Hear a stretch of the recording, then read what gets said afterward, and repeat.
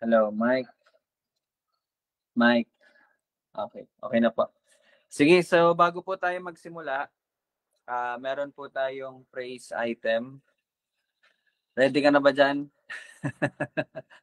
Okay, so last week kung natatandaan niyo po, may pinagpe-pray po tayo about kay Ate Arshan. So, medyo hindi natin talaga define kung ano po yung prayer, no? Pero alam natin na about sa bato, yung gano'n po yung pinagpe-pray natin. So, pakidetalye na lang ate, no? Meron kang 1 oras. Hindi, joke lang. Siguro mga, ikaw, ano, depende. Sige. Pero wag lang masyado mahaba kasi magbabible study pa tayo. Okay, sige. Nakamute ka, nakamute. Sige ate, makikinig kami. Sige po.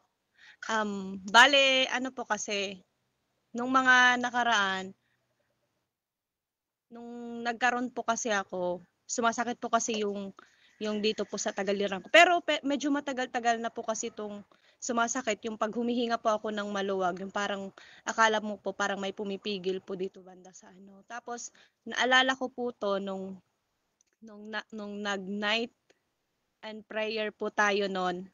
Isa po yun sa pinag-pray ko na sabi ko, "Lord," sabi ko, "sana gumaling na kako 'tong ano na 'to, itong sumasakit po kasi sa likod ko." Sabi ko sana, gumaling na din 'to.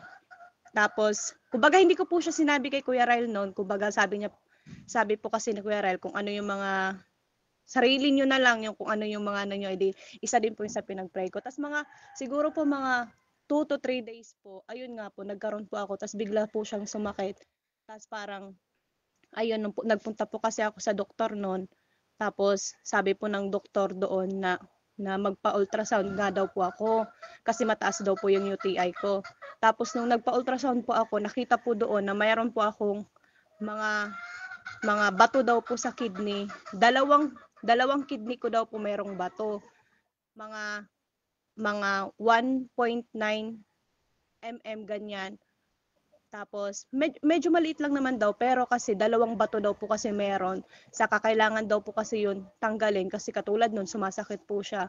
Kasi baka daw po um, parang magka-kidney failure daw po ako. Tapos ayun nga, tapos yung kidney ko daw po namamaga, ganyan. Tapos nagpa-ultrasound, nung nagpa-ultrasound po ako, sabi po nung doktor na ipa-check ko daw po doon sa may surgery consult kung ano daw pong klaseng gamutan yung gagawin po sa akin. Ngayon, nung nagpunta pa ako doon sa may doktor na yon, inanuhan niya po ako ng CT stronology. Yun po yung parang, 'di ba sa may ulo po CT scan, yun naman po CT stronology para po makita po doon sa bato kung anong klaseng gamutan daw po gagawin sa akin. Kung ooperahan ako, isa-shockwave ako. Ayun po yung ooperahan. Bali tatlo po yung option po na pinagpipilian sa akin na gagamutin ako. Shockwave. Tapos nung sinearch ko po yung ano, yung price po ng mga opera-opera, tapos may napagtanungan din po ako. Ayun, galing din daw po siya sa opera, yung napag-anuhan naman daw po niya 118,000, tapos yung iba naman 200 plus thousand, ganon. Doon po sa hospital din na yon. Tapos di kinakabahan na po ako. Tapos nung sinabi pa lang po ng doktor na ipapa-CT stronology po ako, parang parang ayoko na po na CT stronology kasi nga sabi 665 daw po, wala po kaming kapera-pera noon. Tapos alam niyo po na parang nagpe-pray po ako, sabi ko, Lord, sabi ko, alam niyo po na parang nagpe-pray ako na, oo Lord, ikaw na bahala, pero alam niyo parang may sarili pa akong gusto. Sinasabi ko lang po siya na, Lord, ikaw na bahala, will mo yung mangyari. Gusto ko gumaling ako. Pero kung ano po yung will niyo. Pero sa isip ko na parang, Lord, wag na po ako magpa-CT stronology kasi mahal po, tapos wala naman po akong pera. Tapos, sabi po ng doktor na yon, ay sabi ko, Dok, wala po kaming pera. Sabi ko, wala po bang ibang option? Sabi naman niya, sige, punta ka doon sa may ibang doktor. Tignan natin kung iaano ka nila na na igagamot ka agad kahit di ka pa nagpapa-CT stronology. Eh di pinunta pa ako dun sa isang doktor na yon. Tapos napunta na naman pa ako dun sa doktor. Sabi na naman po ng doktor na CT stronology daw talaga po ako kasi kailangan daw po nila makita muna kung ano yung kalagayan po ng mga bato ko bago daw po nila ako operahan o i-shockwave o gamutin. Eh di sabi ko sige na nga. Pero wala po talaga kaming pera noon, magpapa-schedule lang po talaga kami. Tapos nagtanong po kami, 6'5 nga daw po. Magpapa-schedule kami ngayon. Nung pagbigay ko po ng papel, sabi po nung pagbabayaran, sabi niya, punta kayo doon sa may sa may malasakit. Tapos kasi doon tumutulong sila doon. Pero ang sabi-sabi po nila doon na 50% lang naman. For example, 6'5, tumutulong sila kahit mga 3,000 bibigyan kayo. Tapos yung iba din na tinulungan, ayun nga daw po 50%. Ngayon, nung pagpunta po namin doon, nung nilakad po namin yun, praise God po kasi kahit piso po wala po kaming binayaran. Talagang inalaw lang po talaga ni Lord na magpa-CT scan ako, ay magpa-CT stronology po ako. Tapos, edi nagpa-schedule po ako. Meron po akong 2 araw pa bago pa po ako magpa-CT stronology. Tapos, ngayon po nag-search nga po ako na ayan kung ano din po yung mga halamang gamot para dito po sa may bato ko. Inom lang po ako ng sambong. Lagi-lagi lang po ako inom ng sambong. Tapos nagpe-pray po ako. Tapos naalala ko po noon bago po ako magsalang po doon sa may kinakabahan po talaga ako. Yung bago pa ako isalang sa may CT stronology kinabukasan, siguro mga nagpa-fasting na po ako noon kasi pinag-fasting po ako eh. Nagko-quiet time po ako. Tapos alam niyo po yung takot ko, pero bawat pagbabasa ko po ng Bible, lahat po ng sinasabi niya sa akin, puro po pagpapalakas talaga ng loob ko noon. Tapos ang dami-dami niya pong sinasabi sa akin. Tapos ngayon, natutulog na po sila Aljon nung nagko-quiet time po ako. Ang ginawa, tapos may sinabi po siya sa akin na ayun nga na yung pagsubok na pinagdadaanan mo, yun yung magpapatibay sa iyo. Tapos ayun sabi niya din po sa akin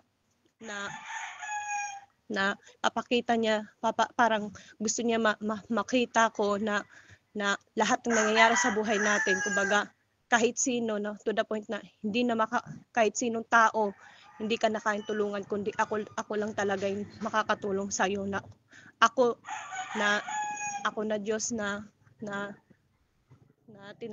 parang tinalikuran ko siya, ganon, na kumbaga meron po kasi no na parang hinahanap ko siya. Tapos sabi niya po sa akin, bakit mo ako hinahanap eh? Hindi naman ako umalis sa iyo, ikaw lang naman yung umalis sa akin. Ganyan. Tapos iyak po ako ng iyak noon. Tapos sabi niya sa akin na hindi daw yung pagtitiwala, kumbaga hindi daw po yung faith na pag once na sinasabi lang natin nagtitiwala ako sa Panginoon, pero naandun po yung doubt na parang natatakot ka pa din. Hindi po pala yun kasi kung talaga nagtitiwala ka sa Panginoon, talagang binigay mo na talaga sa Panginoon. Kumbaga, kahit hindi mo pa, ayun yung doon talaga pala masusubok kasi hindi pala yun masasabi na faith kasi kung hindi mo pa siya pinagdadaanan, pero ngayon talaga sa mga gantong sitwasyon, doon talaga ako, kumbaga, dito mo na ipakita na ganito yung nararanasan mo kasi hindi mo masasabi na faith yun kung 'di ba wala pa tayong pinagdadaanan, pero ngayon po na pinagdadaanan ko to, parang sinasabi sa akin ng Panginoon na sige ngayon mo ipakita sa akin na dumadanas ka sa gantong sitwasyon. Tapos sobrang pinatay ko po yung ilaw noon, lumabas ako kasi nandun sila dun sa kwarto, tapos doon pa ako nag-quiet time sa labas ng bahay. Tapos iyak pa ako ng iyak, talagang naalala ko po yung sabi ni Kuya Ryle na sa pag-pray po, ayun, talagang iniyak ko po talaga kay Lord. Sabi ko, sige Lord, sabi ko, itatas ko na yung 2 kong kamay sa'yo, sabi ko, na pinanganak ako dito na hubad na wala akong ano. Ngayon sabi ko sa kanya na talagang ikaw naman yung may-ari ng buhay ko. Sabi ko, pag-aari mo naman to, sabi ko ganyan, na kayo na pong bahala, sabi ko, ano man ka ako yung mangyari doon sa CT stronology, kung ano man pumakita sa akin, sabi ko, kayo na pong bahala, magtitiwala ako sa iyo, pero patuloy kong panghawakan yung mga pangako mo sa akin. Tapos, ayun po kinabukasan, CT stronology na po ako. Tapos sabi lang po na maghintay lang po ako ng ilang araw. Tapos ayun po, nung kinuha ko na po yung result, may nakita na naman po akong findings doon, other findings na naman, na meron daw po akong ovarian cyst. Tapos, edi, inano na naman ako, sinabi ko na naman kay kuya, kuya, meron akong ano, ganyan, ganyan. Pero, hindi ko na po siya inano, kasi sobrang naaano na naman po ako. Parang, pero, alam niyo po na, nalungkot ako, pero yung takot, parang hindi na po siya nag-ano sa akin. Tapos sabi ko, sige Lord, bahala ka na. Tapos ngayon po, kanina pong umaga, nagpunta na po ako doon, panabasa ako. Tapos nung susunod na po ako, si number 5 ako, nung susunod na po ako, na, kuya, malapit na talaga matapos, kuya. Tapos nung susunod na pa ako, kasi number 4 na, laka, alam mo yun po, para po akong kandila talaga na ano, na parang, sabi ko, Lord, ano na naman to ba? Parang natatakot po ako na kung ano yung sabihin sa akin ng ano. Ngayon, inopen ko po yung notes ko kasi parang di ko talaga po maiwasan. Binuksan ko na lang po yung notes ko. Tapos binasa ko ulit po doon yung mga quiet time ko na ayun nga, yung pagpapalakas ng ano, pananampalataya, ganyan. Binasa ko talaga. Di yun, naging okay na naman po ako pagkatapos ko babasahin yung mga quiet time ko. Tapos sakto po pagkatapos ko, ako na po yung tinawag. Tapos pagbukas po ng CTs ng result, sabi po ng doktor sa akin, okay naman pala wala ka naman na palang bato sabi niya ganyan. Ano, bakit dito sa ano? Ayun, parang nabigla din po yung doktor kasi wala naman po silang nireseta sa akin. Wala naman po silang sinabi sa akin na inumin ka ng ganito. Wala po sila kasi 'di ba? Kaya nga po ako pina-CT stranology para malaman po kung ano yung gamot gagawin sa akin. Pero pagkatingin po nila, wala na daw po akong bato. Tapos medyo may magalang po kasi nga nagkaroon po siya ng bato ganyan. Sabi niya, baka naihim mo na yung mga bato mo, sabi niya ganyan. Ano ba yung ginamot mo? Sabi ko, wala naman po. Sabi ko, umiinom lang po ako ng sambong. Tapos sabi niya na, parang nakatahimik lang po siya. Sabi niya, okay naman. Sabi ko, pero Dok, meron po kasi diyan nakalagay din na ovarian cyst. Sabi niya, ah, sabi niya, okay lang din naman to kasi maliit pa lang din naman siya kasi 'di ba din baka din daw po yung sa nakunan din daw po ako. Pero kasi usually daw po na ano 2 cm yung sa akin naman po kasi wala daw po mag 2 cm. Baka daw po kasi nawawala-wala din daw po yun. Pero mas maganda din daw po na ipa-check ko din po para sigurado.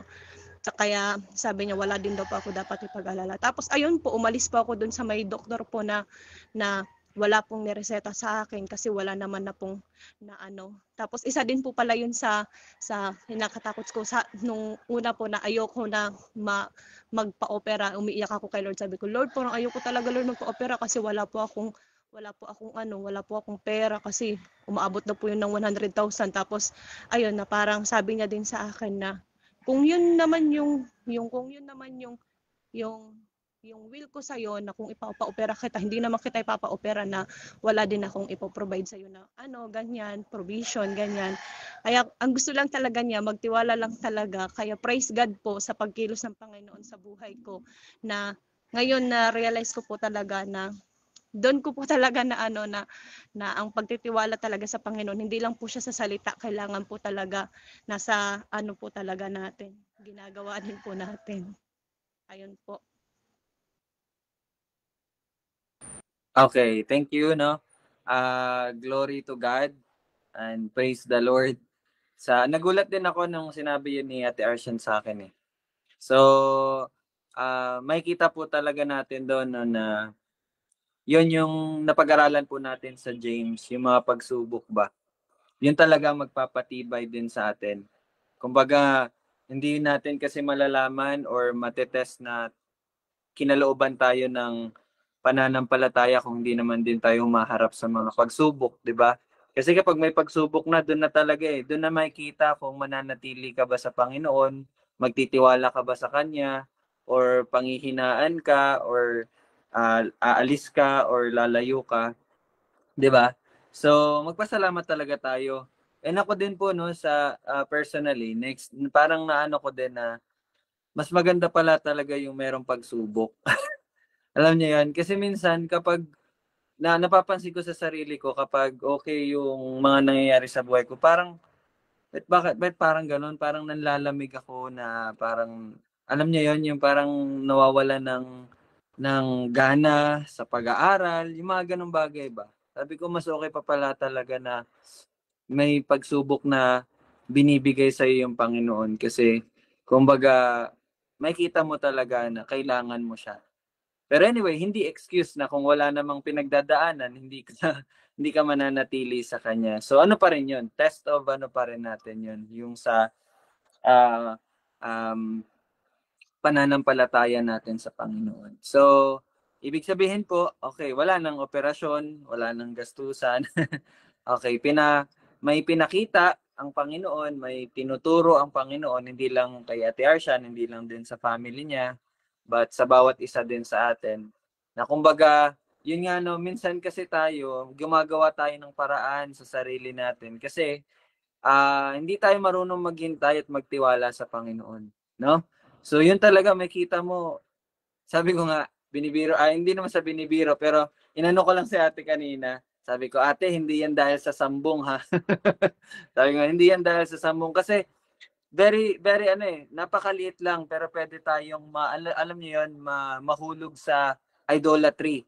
Na, kumbaga, masasabi natin, effective talaga yung sambong. Ganyan talaga sambong, kaya inom kayo ng sambong. Ako inom na rin ako ng sambong para maging maayos yung pangangatawan ko. Well, it's true, no? Na ginagamit 'yon ng Panginoon. Pero wag po nating isipin dahil sa sambong 'yon. Okay? Dahil 'yon sa Panginoon. So so sana hindi yung mga nakarinig, actually hindi na highlight ni Ate Arshan yung sambong. Ano na lang, inano niya na lang, no? Pero yung mga karinig kasi, 'di ba, minsan maisip nila, tara inom na tayo sambong, yung mga ganun ba, no? So sana bawat isa sa atin, hindi yun ang maisip. Ba't ang maisip natin, yung pagkilos talaga at kapangyarihan ng Panginoon. No? Dad, may sasabihin ka, Dad? Di ba nahayag na sa atin na sa oras ng ating kahinaan, tayo'y malakas. Di ba? Kumbaga sa mga ganyan, mga pagsubok, mas makikita, mas mararamdaman natin yung kapangyarihan niya. Amen. No? So sa kahinaan natin, kumbaga sabi nga ni Pablo, 'di ba? Kumbaga mas gugustuhin pa niyang maging mahina dahil doon mas nakikita at nagiging malakas yung hindi nagiging malakas. I mean, sa atin sa perspective natin, mas nakikita natin yung workings at yung power ni God, no? So ganun talagang pag-iisip no ng mga hinayagan na no pag may pagsubok nagpapasalamat. 'Di ba James 1, consider it pure joy my brothers and sisters. So praise God no sa testimony ng ating sister na si Ate Arshan. So looking forward for more. Naintindihan niyo po ako? No? Looking forward for more challenges and yon sa buhay. No? Dahil doon tayo doon pinapakita talaga ni Lord at mas pinapatatag tayo. So, praise the Lord for that. Okay? So, ayun. Sige, bukas na lang ulit. Alright, patuloy tayo sa ating Bible study. So, bago yan tayo po'y manalangin muna. Okay? So, mag-pray po muna tayo. Panginoon, ikaw po'y aming pinupuri. Hindi lang dahil binigyan mo ng kagalingan ng aming kapatid, hindi lang dahil pinakita mo na ang probisyon ay nasa sayo, hindi lang dahil nagiging maayos na ang aming pangangatawan at aming pamumuhay, but pinapasalamatan ka namin, Panginoon, lalong-lalo na sa mga kahinaan namin. Lalong-lalo na, Lord, sa mga pighati, pagdurusa, at mga paghihirap na pinagdadaanan namin. Dahil tunay nga na ikaw ang Diyos at lahat ng iyon ay nanggagaling sa iyo. At maraming salamat, Lord, dahil kami na bilang iyong mga anak ay nakikita ang iyong kapangyarihan sa aming mga kahinaan. Nakikita ang iyong pagkilos sa aming mga pagsubok. Maraming salamat dahil ito nga ang nagtuturo sa amin upang maging matyaga at matiisin at mas lalong magtiwala sa iyo, Panginoon. Maraming salamat, Lord, sa pagkilos mo sa buhay ng bawat isa. At Lord, naway ito'y maging tanda sa bawat isa na kung kami man ay haharap muli sa pagsubok, lagi naming tatandaan, gaya ng aming mga napag-aralan sa mga awit, na lagi nilang inaalala ang iyong pagliligtas. Naway ito'y maging paalala sa bawat isa na alalahanin ang mga pagliligtas at pagligtas mo sa amin, Panginoon, sa araw ng aming kagipitan, sa araw ng aming kahinaan, sa araw ng aming paghihirap.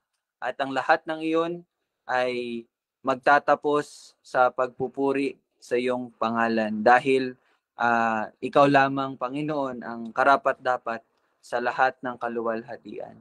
At sa aming pag-aaral, ikaw ang patuloy na maghayag ng iyong karunungan sa amin. Naway patuloy mo pong bigyan ng bawat isa ng pusong nagnanais na aming hahanapin ang iyong karunungan na parang perlas at parang kayamanan na natatago, at ang aming ikikiling, ang aming mga pandinig, at ang aming mga puso ay tanging salita mo ang aming magiging hilig. At salamat dahil ang karunungan mo ang siya mag-iingat sa amin, magbibigay ng katiwasayan, pag-unawa at mabuting pamumuhay. Lord, patuloy mo pong ihayag ang iyong karunungan sa bawat isa. Ito aming panalangin sa pangalan ni Jesus. Amen. Okay po. So again, we praise the Lord for that. Okay? So magpatuloy tayo. Let me share the screen. Matthew chapter 1 pa rin tayo, no? At nasa verse 11 na tayo. Yay! Alright. Genealogy pa rin po tayo ng ating Panginoon. So, akala ko mabilis tong part na to. Pero habang nag-aaral po kami, medyo mahaba-haba pala itong series na to, itong susunod natin sa 11. So basahin ko po para sa inyo mga kapatid. Naging anak ni Josias, si Josias po yung huli, di ba? Naging anak ni Josias si Jeconias at ang kanyang mga kapatid ng panahon na dalhin silang bihag sa Babylonia. Now, bigyan ko lang po kayo ng mga kapatid. Na-amaze lang po ako. Ako po personally na-amaze po ako kasi ngayon na napag-aaral natin sa Mateo, nakikita ko na ito pala ang isa sa mga bagay na gawin ninyo kapag nag-aaral kayo mga kapatid. 'Di ba? May nababasa tayong mga pangalan, mga lugar or mga bagay-bagay na parang strange or parang bago sa atin. Kapag ganun pala kapatid, kapag may nabasa kayong ganun, hanapin nyo pala kung nasaan yun. Nasa lang din po yun, nasa Bible. So, tingnan nyo po yung nangyari sa atin. Nasa Mateo tayo, nasa New Testament tayo, pero yung mga pangalan na yun, nabanggit siya sa Old Testament at binalikan natin. Tama po ba? And doon nakita natin at nabasa natin yung history ng hari, no? Linya ng mga hari. And somehow, ewan ko lang po sa inyo, pero sana pareho po tayo nang na-realize na parang, alam niyo yun, nag-aaral tayo sa New Testament pero nakikita natin paunti-unti yung kabuuan ng nangyari sa Old Testament. And yun po ay mas nakakatulong sa atin upang maintindihan natin yung plano ng Panginoon na pagliligtas sa atin. So, lalo na po ngayon na nabanggit na yung Babylonia. Ito na po yung parang nabihag na, actually nasira po talagang Israel, no? Nabuwag po talagang Israel at sila po ay nabihag sa Babylonia. Nakala ko, iniisip ko, sige, bilisan ko na lang to para makaproceed na kami sa life ni Jesus Christ. Pero praise God kasi sa kanyang gabay, I realized na kailangan pala talaga natin din tingnan yung mga detalye sa nangyari. Kasi doon po natin makita din yung promise ni Lord. So, mga kapatid, please bear with us. Siguro 1 taon tong Mateo na to. Joke lang.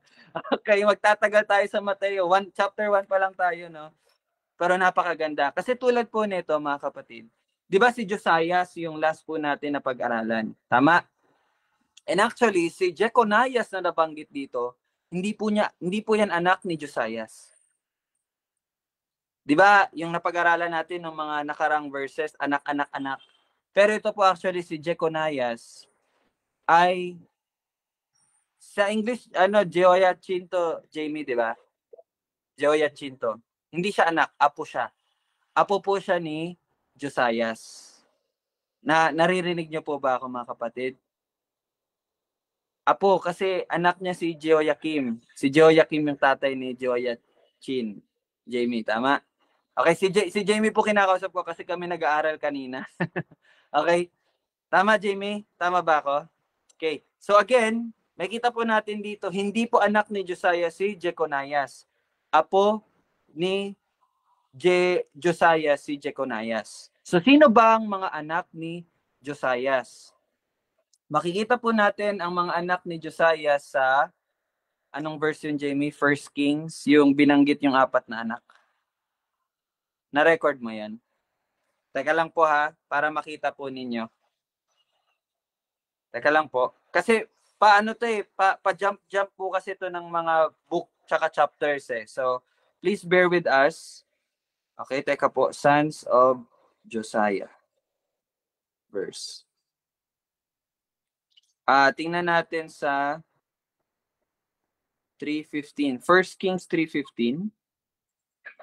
First Chronicles 3:15. Tingnan po natin. Pakita ko po sa inyo. And kapatid, mga kapatid, itong ginagawa ko po, naway maging example po ito, paano nyo po aralin ng salita. Okay? Maging example po ito. First Chronicles chapter 3 verse 15. Tingnan natin. Ito po yung mga anak ni Josias. Tingnan po natin, basahin natin. Sige Jamie, ikaw magbasa.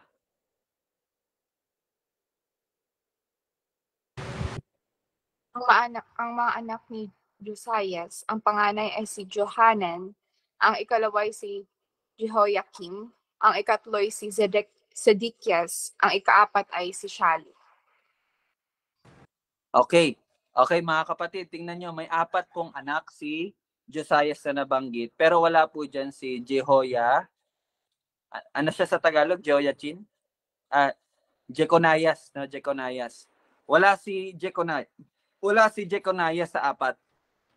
Okay, ano nyo po? Nakaka-follow po kayo. Okay? And actually, yung binasa, ewan ko lang, sana binasa nyo po yung sinabi ko na 2 Kings, no? 3 lang din po ang nabanggit doon. Si Jehoiakim, Zedekias, at si Shallum lang po ang nabanggit doon sa 2 Kings. Hindi po nabanggit si Johanan. Ewan ko po bakit, pero kanina nung nag-aaral kami, hindi rin po namin nakita si Johanan. Baka naligaw? Hindi, wala rin po si Johanan, okay? So ganito po 'yon. Hindi sinulat ni Mateo kasi nga yung pinag-aaralan natin Matthew, 'di ba? Ang sumulat po noon si Matthew, isa po sa mga disciples ni Jesus Christ. Okay? At kung mapapansin niyo po sa chapter 1 ng Mateo, verse 11, 'di ba? Josias tapos Jeconias na. Okay? Bakit po? Lumaktaw actually si sino to? Si Matthew. Lumaktaw siya. Nilaktawan niya sino? Sino yung nilaktawan niya? Si Jehoiakim, si Zedekias, at si Shallum. Okay? Alright? Ganito po yun. Di ba dapat kasi ama, tapos anak, tapos yung anak niya naman magiging hari. Pero ito po, ang nangyari po dito ganito. Share ko na lang po yung screen ko para mas madali nating ma-picture out. Send ko po teka po Share po ako ng screen. Wait lang po mga kapatid. Again, sana po ito ay maging example sa inyo paano po kayo mag-aaral ng salita. Okay?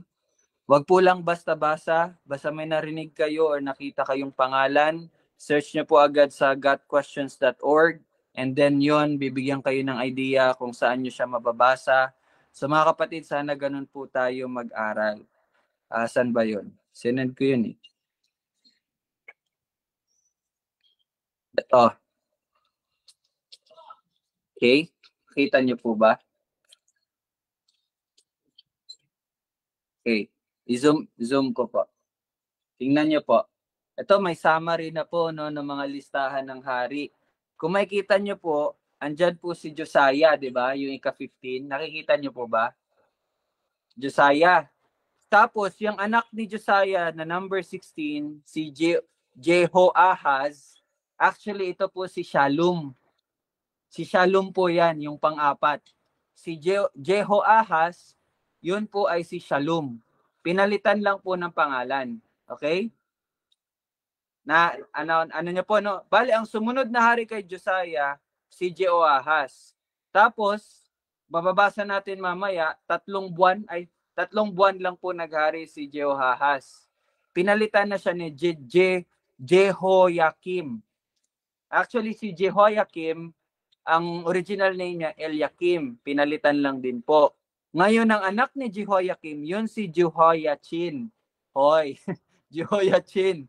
Or si Jeconias. Nakikita niyo po? Tingnan niyo po yung linya. Josiah, Jehoiakim, Jehoiachin.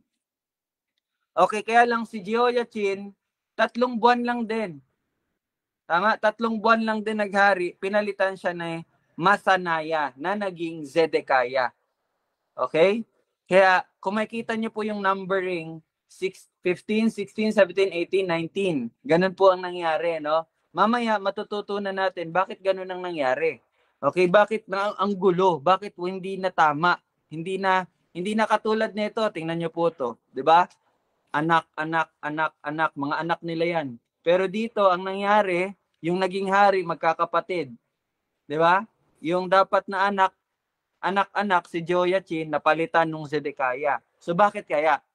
So yun yung babasahin natin mamaya po. Sana naintindihan niyo po ngayon. So again, ang sinulat po ni Mateo, Josiah, nag-jump siya kay Jehoiachin or Jeconiah sa Tagalog. Pero may 3 pa pong naging hari. Jehoahaz, Jehoiakim, at si Zedekiah. Okay? Naintindihan po ba natin?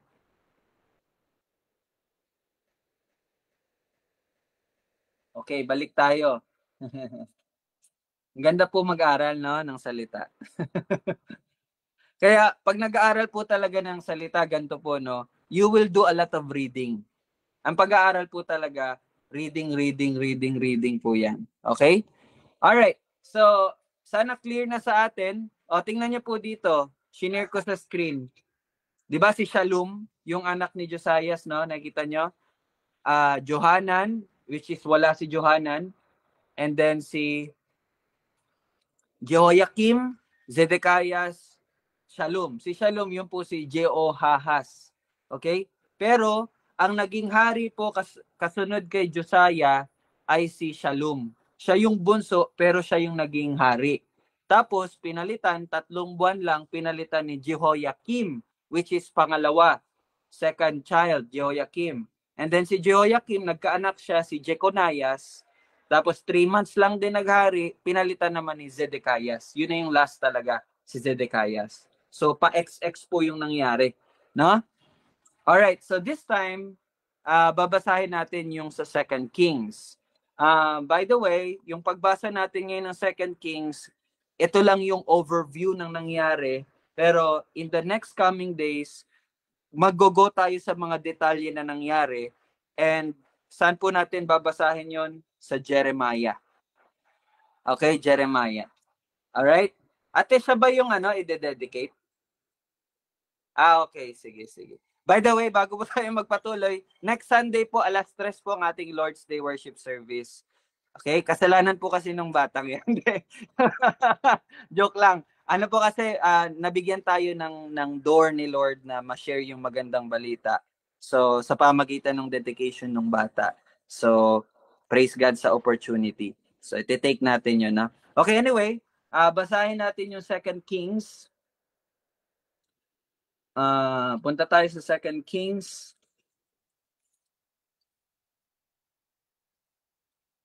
Anong chapter yon? 24, no? Tingnan nyo, 24. And then verse, ano yung sinabi ko? 13? Hindi.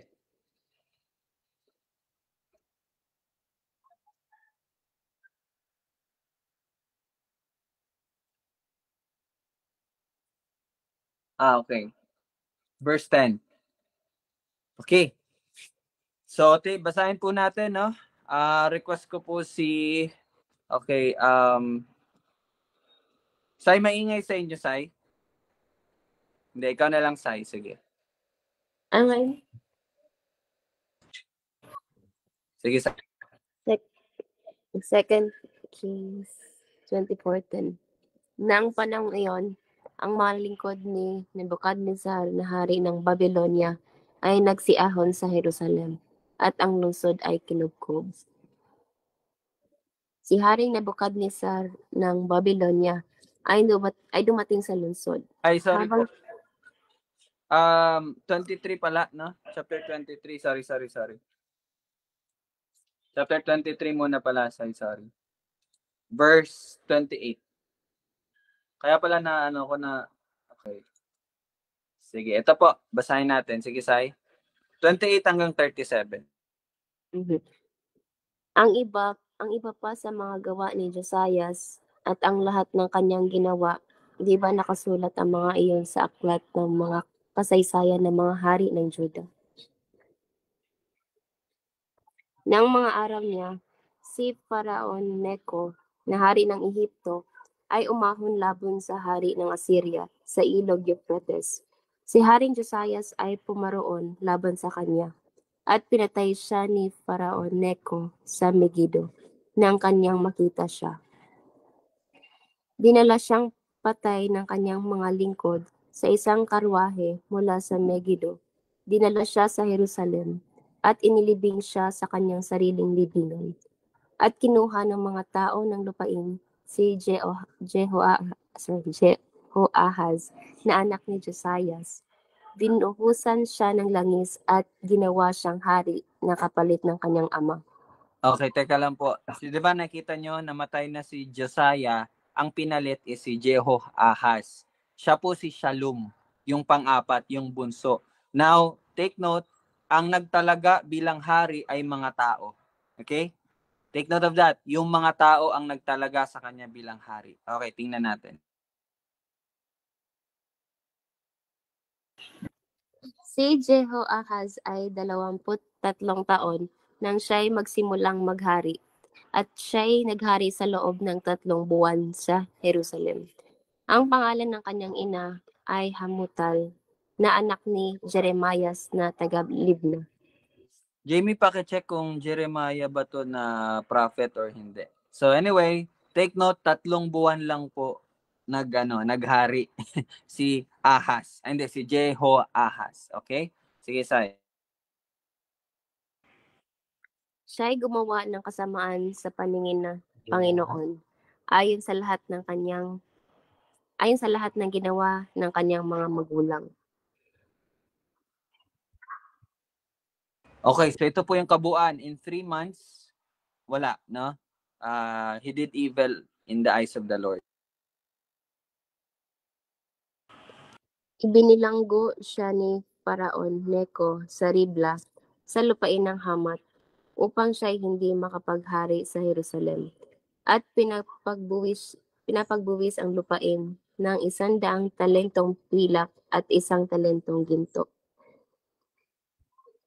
At ginawa ni Faraon Neco si Eliakim na anak ni Josias bilang haring kapalit ni Josias na kanyang ama, at pinalitan ang kanyang pangalan ng Jehoiakim.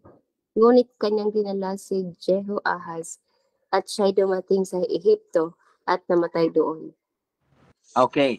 So nakita niyo po si, 'di ba, Jehoahaz. Okay? And then ngayon, yung hari ng Ehipto, parang ilan na sila, no? Parang nabihag din, no? And dinala si Jehoahaz, sasang ipinilit sa kanya yung kapatid niya na si Eliakim, na pinalitan din ng pangalan Jehoiakim. Okay? At namatay po si Jehoahaz sa Ehipto, sa Ehipto. Okay? Now, tingnan, meron lang po ako babasahin para sa inyo. Itong nangyari kay Jehoahaz, ito po ay prophesied na po ni Lord. Okay? Again, itong nangyari, saan namatay si Jehoahaz? Sa Egypt, di ba? Tingnan niyo po yung prophecy ni Lord tungkol po kay Jehoahaz. Titingnan natin sa Jeremiah. Jeremiah chapter 22, anong verse yun, Jamie? 11. Verse 11. Tingnan niyo po yung prophecy about kay Jehoahaz. Sige, Shalom. Diba si Jehoahaz, si Shalom? Tatandaan niyo po. Sa Siren, pakibasa. Kasi na siya. Sapagkat ganito ang sabi ng Panginoon tungkol kay Shalom, na anak ni Josias, na hari ng Juda, na nagharing kahalili ni Josias, na kanyang ama, na umalis sa lugar na ito. Hindi na siya babalik dito. Kundi sa dakong pinagdalhan sa kanya bilang bihag. Doon siya mamamatay at hindi na niya muling makikita ang lupaing ito. Okay? Nakita niyo po yun, mga kapatid? Okay? So yung nangyari po kay Shalom na lang, para mas mabilis, kay Shalom, yun po ay pinopesay na po ng Panginoon. Sinabi na po sa kanila. Kaya 'di ba, sinong bumiyag sa kanya? Ehipto. Saan siya namatay? Sa Ehipto. So ano po yung malo-learn natin dito? Pinapakita po talaga dito na ang Diyos ang soberanya sa lahat. Kaya kanina maganda po yung na-share ni Ate Arshan. May kita mo talaga doon na yung wala talaga tayong ibang mapagkakatiwalaan kundi siya lang na totoo sa kanyang salita. Naintindihan niyo po yon? Siya lang na totoo sa kanyang salita. Diba nakita niyo dito, no? Nangyari talaga ang kanyang sinabi, no? Even yung mga paghatol na ganito, nangyayari at nangyayari yan. Dahil salita yan ng Diyos eh. Kaya nga tinatawag siya sa Old Testament na hari ng mga hukbo. Ako, recently ko lang na-appreciate. Kaya pala sa Old Testament, tinatawag si Lord na the Lord of Hosts or hari ng mga hukbo. And mas ma-appreciate natin siya kapag binasa na po natin yung Jeremiah. Actually mga kapatid, pagkatapos po nating basahin itong 2 Kings hanggang chapter 25, pag natapos natin yon, magja-jump tayo sa Jeremiah chapter 22 hanggang chapter 32, I think, or 33. Yun yung aaralin natin para makita natin ano nangyari nung time sa Babylonia at bakit nangyari yon at ano ang purpose noon. Okay? So, Jamie, sino ba yung Jeremiah 9? Iba ba yun? Na-search mo? Hindi, sige, search na lang natin. Okay, anyway, medyo na tayo sa time. Dito muna tayo magtatapos. Pero ngayon, nakita nyo po, 3 months lang po si Jehoahaz. Pero, yun talagang sabi ni Lord no? Pero ang reason, ang dahilan bakit po ito nangyari ay yes, dahil nga po siya ay gumawa ng masama sa mata ng Panginoon. Hindi siya sumunod, no? So, sa mga susunod po na araw, bigyan ko na po kayo ng ano tawag dito, spoiler. Ang dahilan lang po bakit nangyari talaga to lahat sa kanila is dahil hindi sila sumunod sa salita ng Panginoon. Marami tayong babasahin for the next couple of days or weeks. Pero isa lang po talagang dahilan ng lahat ng mga bigati na judgment na nangyari sa kanila dahil hindi sila sumunod sa salita ng Panginoon. So ano po 'yun para sa atin, mga kapatid? Ako po pinapa-learn din talaga ni Lord sa akin yung pagiging, lalo na kahapon, 'di ba? Nabasa ko po ano ba ang presbyteros, 'di ba, ma'am? Ano po ang presbyteros? Ano ba yung qualifications para maging presbyteros ang isang tao or pastor? Isa po doon na nabanggit is yung pagiging talaga, yung pagiging mahinaon, hindi magalitin, patience kumbaga, no. And ako, I will be honest po. And then na-learn din natin kahapon, 'di ba? Kung may nanghihina man, sabihin yung mga kasalanan, 'di ba? So, apply ko po siya. Ayun nga din po.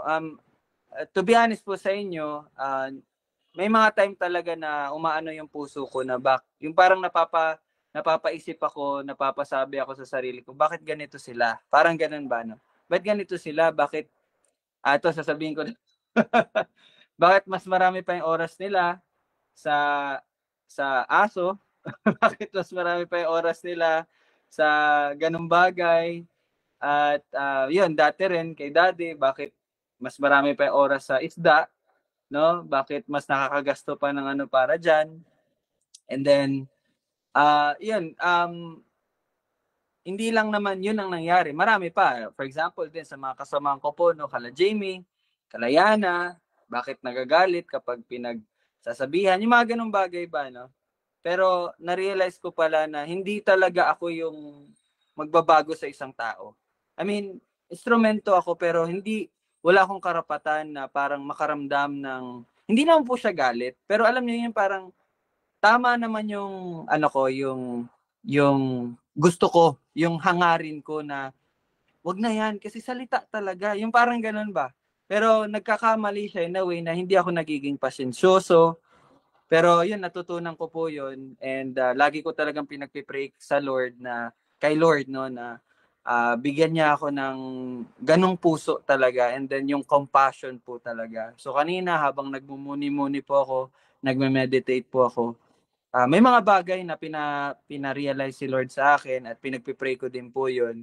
So, ayun, katulad din po kala Tatay Doy, kasi naisip ko parang nandyan lang sila pero bakit hindi ko magawang i-Bible study. So ngayon, inaayos-ayos ko po yung mga bagay-bagay na ano na rin po ako na pag-aralan na paano ba i-share ang gospel. Kasi nagiging stagnant po talaga, hindi na po proclaim yung good news ni Lord. Pati si Jill, ayan, naisip ko rin si Jill, paano magabayan na, yung i-Bible study na, yung mga ganun ba, kasi parang recently po, mga nakarang araw, parang ano lang, parang kampante lang, okay, ganito lang, Lord's Day service, Bible study, pero hindi tayo nakakapag ano sa ibang tao. And actually, si Lolo Toto din, naisip ko na rin si Lola Linda, yung mga ganun ba, no? Yung mga taong pinapalapit ni Lord sa atin, bakit hindi natin magawang, alam mo yan, yung mag-extend, no? Sana naintindihan niyo po yung mga salita ko. So ngayon, inaano ko po talaga yung sarili ko na si Lord ang soberanya sa lahat. Siya yung kumikilos. Kailangan ko lang tingnan, kailangan ko lang ihayag, hindi kailangan hindi sa isa puso, but ibig kong sabihin yung hindi sa kamay ko. Parang ganun ba? Kasi may time kasi na parang inaano ko sa kamay ko na kaya, di ba, kung mapapansin niyo po, ano din ako magsalita, mga ganung bagay ba? So those are the things na na-learn ko po recently. No, prayer. Kaya napaka-importante talaga yung prayer. So kanina din, may narinig lang ako na yun si Lola parang nahihilo na naman. So I prayed, no? Nung narinig ko yun, umano agad ako, huminto ako sa pagbabasa, pinag-pray ko si Lola. Yung mga ganung bagay ba na maging ano tayo, alam niyo yan, maging mapagmatsyag tayo sa mga nangyari, lalong-lalo na po sa mga kapatid natin. At yung pagpapalakas talaga sa bawat isa. So na-realize ko rin parang hindi nakakalakas yung yung parang paraan ko na, 'di ba sa GC, no, nag-aano ko sa GC. Mas maganda pala talaga din yung pamamaraan talaga ng salita at pag-ibig at may pagpapakumbaba at may yung malumanay, yung mga ganung bagay ba. No, pero tama pa rin na iba naman po yung parang ano yung sinabi ng Panginoon, maging matigas sa pagko-correct. Parang may ganun din po, no. Pero again, it's a different manner. So parang ganun po, no. Ay parang si Tito Bong nag-ansap. Sige po, Tito Bong.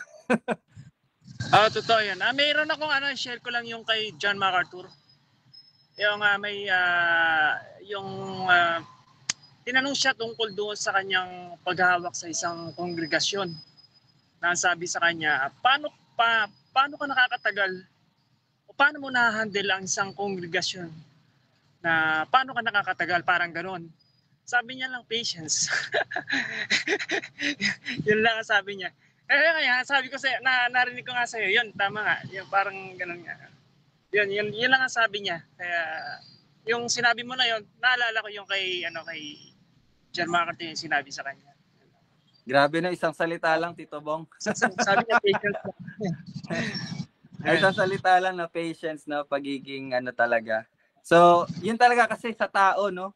Kumbaga kung ilalagay talaga natin sa sarili natin, mawala talaga yung patience kasi may inis talaga tayo, maano din talaga tayo. Parang ganun ba?